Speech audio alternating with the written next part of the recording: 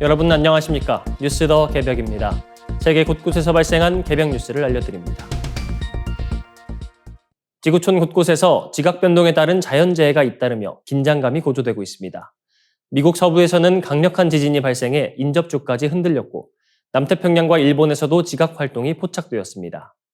4월 13일 저녁 6시 29분쯤 미국 네바다주 서부 지역에서 규모 5.7의 강진이 발생했습니다. 연방 지질조사국에 따르면 이번 지진은 실버 스프링스에서 남동쪽으로 약 11마일 떨어진 지점에서 시작되었으며 진원의 깊이는 약 6마일로 측정되었습니다. 초기에는 규모 5.5로 발표되었으나 정밀 분석 결과 규모 5.7로 상향 조정되었습니다.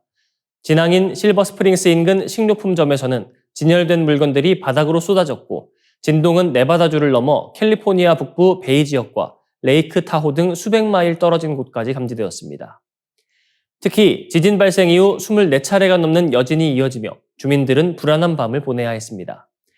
지각 활동은 남태평양에서도 확인되었습니다. 4월 12일 남태평양 솔로몬 제도 인근 해역에서 규모 5.2의 지진이 발생했다고 독일 지구과학연구센터가 발표했습니다. 진앙의 깊이는 약 10km로 비교적 얕은 편이었습니다. 해당 지역은 이른바 불의 고리, 환태평양 조산대에 속해 있어 추가적인 지각 변동 가능성에 대해 국제사회의 모니터링이 계속되고 있습니다. 이웃나라 일본에서는 화산 활동이 거세지고 있습니다. 가고시마 현에 위치한 사쿠라지마 화산이 지난 9일 43일간의 침묵을 깨고 다시 분화하기 시작했습니다. 4월 13일 새벽에는 짙은 연기와 함께 붉은 용암이 흘러내리는 모습이 포착되었으며 화산재 기둥 사이로 화산 번개가 치는 등 긴박한 상황이 연출되었습니다. 특히 11일에는 화산재가 해발 3,400m 높이까지 치솟으며 일대 항공기 운항이 중단되고 도로가 폐쇄되는 등 큰 혼란이 빚어졌습니다. 일본 기상청은 가고시마 해저 칼데라에 마그마가 장기적으로 축적되어 있고 화산가스 방출량도 많은 상태라며 앞으로도 이 같은 분화 활동이 지속될 것으로 내다봤습니다. 인근 주민과 여행객들에게는 안전 경고가 발령되었으며 화산 활동이 언제까지 이어질지 예측하기 어려운 만큼 철저한 대비가 필요한 시점입니다. 전 세계 바다 온도가 관측사상 유례없는 수준으로 급등하며 지구촌 곳곳에 거대한 기후재앙의 그림자가 드리우고 있습니다. 유럽연합 기후변화 감시기구인 코페르니쿠스 기후변화 연구소는 지난 3월 전 세계 바다 표면의 평균 온도가 섭씨 20.97도에 도달했다고 공식 발표했습니다. 이는 역대 3월 관측치 중 2024년에 이어 두 번째로 높은 기록으로 바다가 품은 열기가 임계점에 다다랐음을 시사하고 있습니다. 이처럼 뜨거워진 바다는 지구 기온을 비정상적으로 높이는 엘니뇨 현상의 재도래를 예고하고 있습니다. 세계 기상기구 등 주요 관측소들은 태평양의 수온 상승이 가속화됨에 따라 올해 엘니뇨가 발생할 가능성이 매우 큰 것으로 내다보고 있습니다. 엘니뇨와 라니냐는 자연적인 순환 과정의 일부이지만 인위적인 기후변화와 맞물리면서 그 파괴력은 과거와 비교할 수 없을 만큼 강력해졌습니다. 전문가들은 바다가 과도한 열을 축적할 경우 인류가 감당하기 힘든 수준의 폭풍과 폭염, 그리고 극심한 가뭄과 같은 극단적 기상이변이 더욱 빈번하게 발생할 것이라고 경고합니다. 실제로 지난 2023년부터 2024년까지 이어진 엘니뇨는 역대 5번째로 강력한 수준이었으며 그 여파로 2024년 지구 평균 기온은 관측 이래 최고치를 경신한 바 있습니다. 이제 엘니뇨가 다시 찾아온다면 전 세계는 복합적인 기상재난의 소용돌이에 휘말릴 가능성이 큽니다. 올해 3월의 지표면 온도 역시 예사롭지 않습니다. 산업화 이전 시기와 비교했을 때 무려 1.48도나 높게 나타났으며 이는 3월 기온으로서는 역대 4번째로 뜨거운 수치입니다. 유럽 전역과 미국 서부에서는 이례적인 폭염이 지속되고 있으며 북극과 남극의 기온조차 평균치를 크게 웃돌고 있습니다. 특히 북극해의 얼음 면적이 역대 3월 중 가장 좁아졌다는 사실은 기후체계의 붕괴가 가속화되고 있다는 명백한 증거입니다. 카를로 본템포 코페르니쿠스 소장은 이번 관측 결과에 대해 기후체계가 감당할 수 없는 압력을 지속적으로 받고 있다는 충격적인 경고를 보냈습니다. 지구가 보내는 위험 신호가 점점 더 구체적이고 강력해지는 가운데 전 지구적인 차원의 적극적인 대응이 그 어느 때보다 절실한 시점입니다. 최근 중동전쟁의 포화 속에서 유럽 경제의 심장부인 프랑스와 독일이 심상치 않은 움직임을 보이고 있습니다. 미국 뉴욕의 연준 지하창고에 보관해왔던 국가자산, 즉 금을 둘러싼 대이동이 시작된 것입니다. 프랑스 중앙은행은 최근 미국에 맡겨두었던 금 129톤을 전량 매각했습니다. 워낙 막대한 양이라 지난해 7월부터 올해 1월까지 반년에 걸쳐 은밀하고도 신속하게 처분했습니다. 프랑스는 이 금을 판 자금으로 유럽에서 다시 금을 사들여 파리 루브르 박물관 옆 지하 저장고에 옮겨 심었습니다. 이로써 프랑스 본국에 보관된 금은 총 2,437톤에 달하게 됐습니다. 단순한 자산 이동으로 볼 수도 있겠지만 국제 정세의 흐름을 보면 이야기가 달라집니다. 현재 미국의 트럼프 대통령은 집권 이후 관세 전쟁을 시작으로 나토 동맹 해체 위협까지 가하며 유럽을 강하게 압박하고 있습니다. 특히 이번 중동 전쟁에서 유럽 국가들이 미국의 참전 요구와 기지 사용 협조를 거부하자 트럼프 대통령은 연일 유럽을 향해 거친 비난을 쏟아내고 있습니다.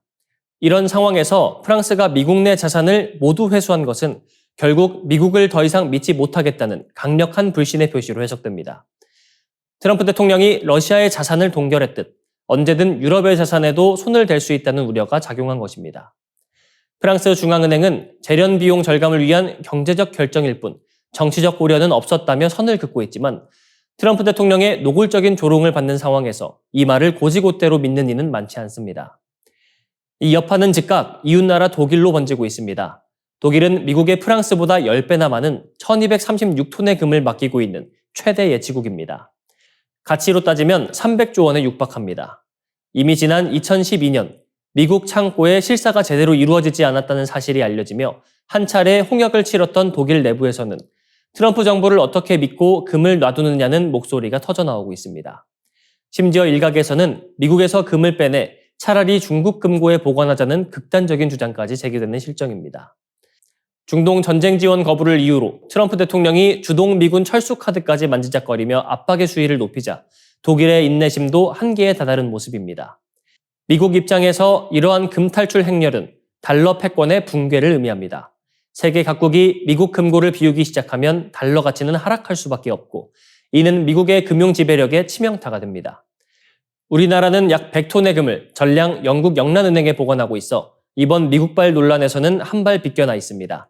하지만 트럼프 대통령의 자국 우선주의와 중동 전쟁이 맞물리면서 가장 안전한 금고로 불리던 미국에 대한 신뢰는 급격히 얼어붙고 있습니다. 각자 도생의 길을 선택한 유럽의 금 귀환 행렬은 앞으로 더욱 가속화될 전망입니다. 보스턴 다이내믹스의 사족 보행 로봇 스팟이 구글의 생성형 인공지능 제미나이와 결합하며 인공지능 로봇 시대의 새로운 지평을 열었습니다. 기존의 로봇이 사전에 프로그래밍된 명령어에 따라 기계적으로 움직였다면 이제는 로봇이 직접 상황을 파악하고 맥락을 이해하며 스스로 판단해 행동하는 단계에 진입한 것입니다.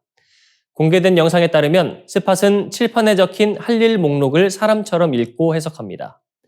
현관의 신발을 정리하고 거실의 캔을 분리수거하라는 복합적인 지시를 확인한 스팟은 추가적인 조작 없이도 즉각 움직이기 시작합니다.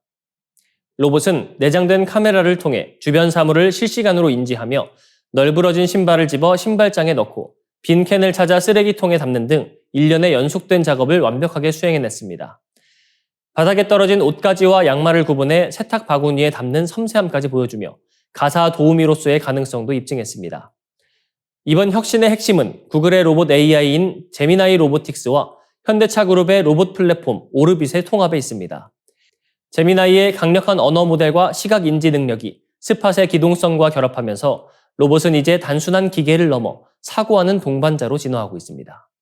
실제로 스팟은 칠판에 적힌 강아지 산책 지시를 읽고 야외로 나가 목줄을 잡은 채 강아지와 함께 걷는가 하면 눈밭에서 공 던지기 놀이를 하는 등 일상적인 상황에서도 매우 자연스러운 동작을 구현했습니다. 이러한 기술적 진보는 가정뿐만 아니라 산업 현장에서도 혁명적인 변화를 예고하고 있습니다. 인공지능과 결합한 스팟은 현장 감독관의 역할을 수행합니다.